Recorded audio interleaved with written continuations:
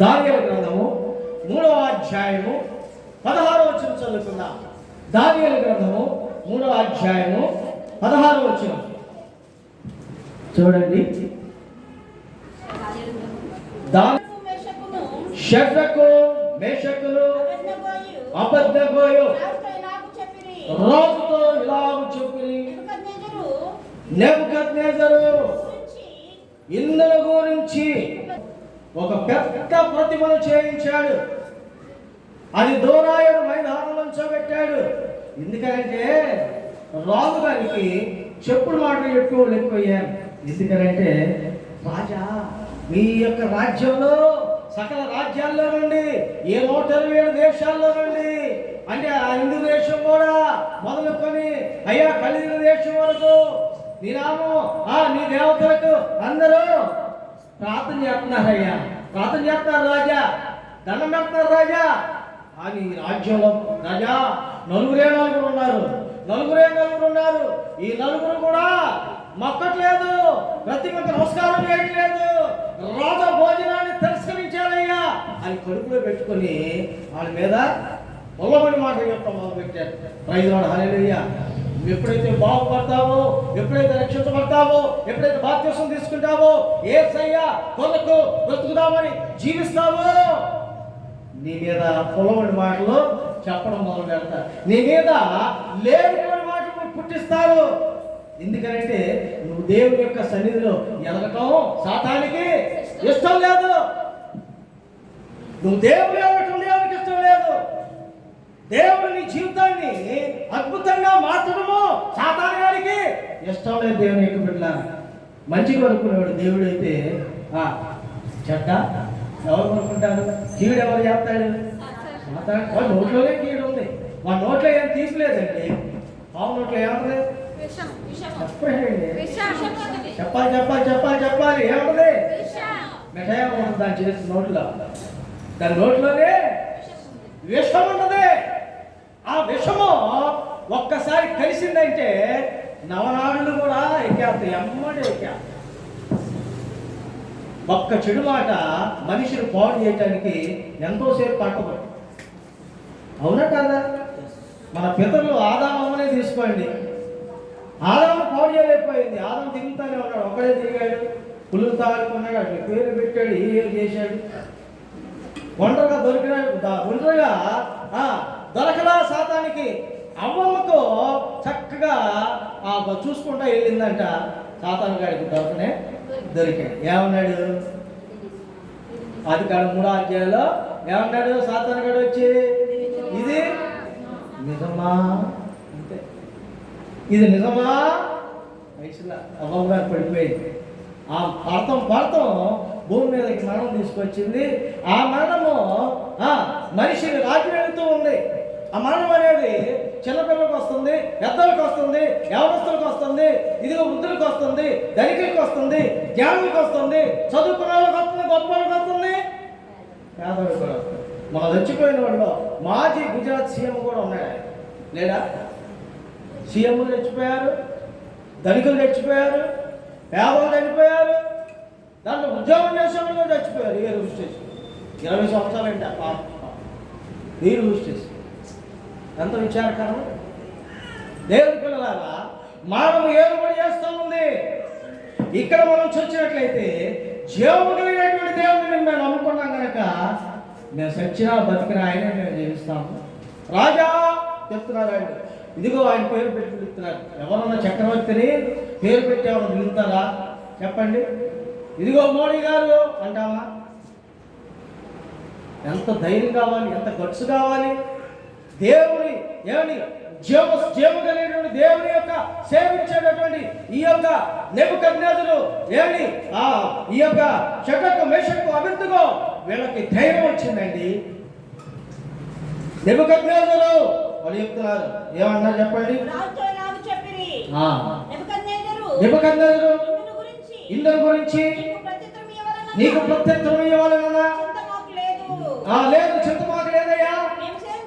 మేము సేవించుచున్న దేవుడు మండుచున్న వేడిమి గల అగ్నిగుండంలో నుండి మమ్మల్ని తప్పించి రక్షించుటకు సమర్థుడు. Praise the lord. Hallelujah, hallelujah. Tippakunta కూటాలు జరుగుతూ ఉన్నాయి. 30-35 సంవత్సరాల క్రితం ఈ ప్రక్కనేమో ఆశీర్వాద గారు చర్చి ఇల్లు అదంతా ఉండేది. అక్కడ సేవకుడు ఆ పక్కనే వాళ్ళ అన్నయ్య సొంతాన్ని రక్షించబడి మారు పొంది పడిపోయాడు హాస్పిటల్లో. ఆయన పూజలు చేస్తా ఉన్నాడు. ఇక్కడేమో హల్లెలూయా చెప్తుంటే అక్కడేమో వాళ్ళ దేవతనామాన్ని అంటూ ఉండేవాడు, పూజలు చేసి గోపాడేస్తూ ఉండేవాడు. ఒక రోజున అసలు చెప్పి బయటకు వచ్చేసింది, భయంకరంగా వచ్చేసి 40-50 మంది సేవకులతో ప్రార్థన జరుగుతూ ఉంటే ప్రార్థన చేస్తూ ఉంటాయి గారు వచ్చేసి గీత గీసేసి ఇదిగో పెద్దయ్య గారు, నీకు దమ్ముంటే నీకు ధైర్యం ఉంటే ఈ గీత దాటి రా మంత్రించాము అన్నాడు. ఏమన్నాడు? మంత్రం పెట్టాను నేను, ఈ మంత్రం దాటిరా అన్నాడు. అయ్యగారు చెప్తాను, నువ్వు చాలా దేవునితో సవాల్ చేస్తున్నావు, నువ్వు రక్షించబడి పడిపోయి మళ్ళా నీవు భయంకరమైనటువంటి మంత్రశక్తులు ఇచ్చేస్తున్నావు, నువ్వు దేవుడితో పెట్టుకో జాగ్రత్త అన్నాడు. అయిన మాటల్లా వీళ్ళేమో వద్దయ్య గారయ్యా, పెద్దయ్య గారండి వద్దండి అంటున్నారు కుటుంబ విశ్వాసులు సేవకులందరూ. అయితే దేవుడు ఎక్కడున్నారా? ఒకటే యుద్ధము యెహోవాదే, జయము యెహోవాదని మన ఆత్మీయ ఒక్కడు వేసాడు. పిల్లల పెట్టినా వెనక్కి మెడల్స్లో పడిపోయాడు ఆయన. Praise the lord. హల్లెలూయా. నేడు నిరంతరం మారనే మారదు. మనం చూసినట్లయితే ఇదిగో మాట్లాడుతున్నారు వాళ్ళు. ఏమన్నారంటే, మేము సేవించుచున్న దేవుడు మండుచున్న వేడి గల అగ్నిగుణముల నుండి మమ్మను తప్పించి రక్షించును. బాయ్, ఎవరు రాజ్యంలో మోకరించట్లేదు అయ్యా, వీళ్ళు మోకరించట్లేదండి, వీళ్ళ నమస్కారం ఫలపట్టుకుంటాడు రాజు. ఎవడైతే అగ్నిగుండంలో వేయబడతాడు, ఎవరైతే సేవించడో, ఈ ప్రతిమకు మోకడో, ఆరు ఇప్పుడు కూడా అసంపూర్ణమే అని నేర్చుకున్నాము. అవునా? 6 ఏళ్ళు పెరిగిన మనం చూసాము, 6 రాతి పనులు చూసాము, 6 మూరల జారెడు గొల్యాతి సూర్యుని చూసాము. మానవ సృష్టి చేసిన కూడా 6వ దినాన్ని నేర్చుకున్నాం మనం. ఇక్కడ ప్రతిమ లెక్క చూస్తే 3వ అధ్యాయం 1వ వచనంలో చదువుదామా? ప్రతిమ ఎంత ఎత్తు ఉంది, ఎంత వెడల్పు ఉంది? రాజు నెబుకద్నెజరు బంగారు ప్రతిమ చేయించాడంట. బబులోను దేశంలో హోరాయను మైదానంలో చూపెట్టించాను. అది 60 మూరల ఎత్తు, 6 మూరల వెడల్పు. ఎన్ని మూరలు అయితే?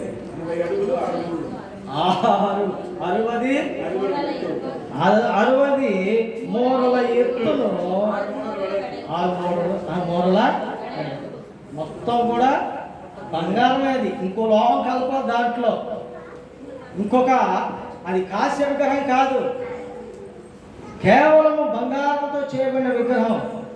ఆ విగ్రహానికి మొక్కమని బలవంతం చేశారు. మొక్కకపోతే పెద్ద అగ్నిగుణం పెట్టారు అక్కడ. అగ్ని బగబగా మండుతూ ఉంది, తంగేడు నిప్పు వేశారు, దాంట్లో బగబగా మండేటువంటి ముద్దలు వేశారు. ఏమండి, దాన్ని మండుతూ ఉంది. దగ్గర నుంచే దాని శాఖ భయంకరం. మీరు ఆలోచించినట్లయితే మన ఫ్లైట్ కూలిపోయినప్పుడు, ఫ్లైట్ క్రాష్ అయినప్పుడు, ఆ బిల్డింగ్ మీద కూలిపోయినప్పుడు, దేవుని యొక్క బిడ్డలారా ఆ బిల్డింగ్కి ఏమైపోయింది చెప్పండి? ఎక్కడెక్కడ గదులన్నీ కూడా పగిలిపోయినాయి. ఎందుకయ్యా అంటే బ్లాస్టింగ్ జరిగింది. 1,00,000 లీటర్ల పైన మరి పెట్రోల్ ఆ ట్యాంక్ పగిలిపోయి ఏమైపోయింది? కాలిపోయి మనుషులందరూ కూడా బూడిదైపోయారు. వాళ్ళ స్టేటస్లో ఒక మాట పెట్టాను, యేసన్న గారు చెప్పింది. అదేంటి అంటే, మనిషి కాలిపోతేనంట ఆ చితాభస్మంలో మిగిలేది ఏమీ ఉండదు. ఏం చేస్తారంటే ఆ ఎముకలు ఉన్నాయి కదా, ఆ ఎముకలు కూడా వాళ్ళు ఏం చేస్తారు చెప్పండి? కాల్చేస్తారు. పౌరులు వేసేసి దాన్ని ఒక కుండలో నింపి దాన్ని ఆ చితాభస్మాన్ని పవిత్ర నదుల్లో కలిపితే వాళ్ళ ఆత్మకు శాంతి ఉంటుందంట.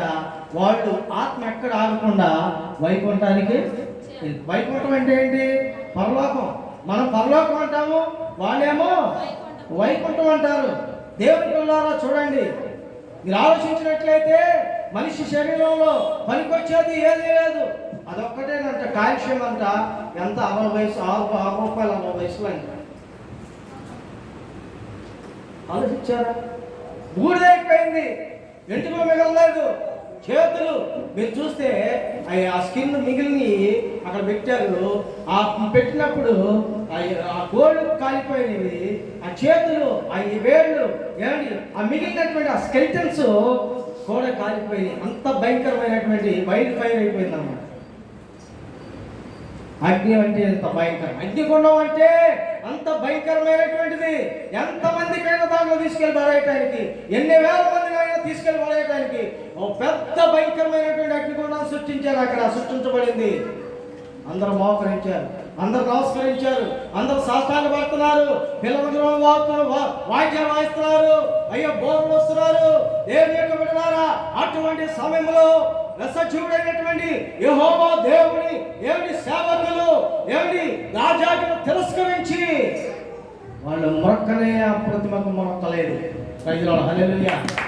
నీవు సేవిస్తున్నటువంటి దేవుడు, నిన్ను రక్షిస్తున్నటువంటి దేవుడిని సజీవముగా ఎన్ని ఆటంకాలు వచ్చినా, శ్రమలు వచ్చినా, కష్టాలు వచ్చినా, శాపములు వచ్చినా, బంధువులు వెలివేసినా దేవుని కొరకు నిలబడతా ఉంది.